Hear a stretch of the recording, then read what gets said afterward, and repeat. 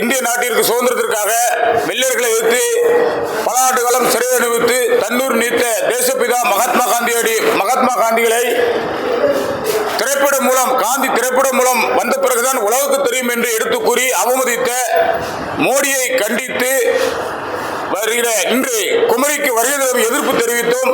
அது மட்டுமல்ல, தமிழர்களை உலகம் பூரம் போட்டக்கூடிய தமிழர்களை திருடர்கள் என்ற ஒரிசா தேர்தல் பிரச்சாரத்தில் திருடர்கள் என்று கூறிய மோடியை கண்டித்தோம்.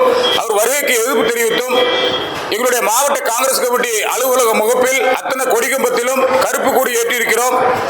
3 நாட்களும் அந்த கொடி பறக்கும். 1ஆம் தேதி மாலை கொடியை நாங்கள் அகற்றுவோம்.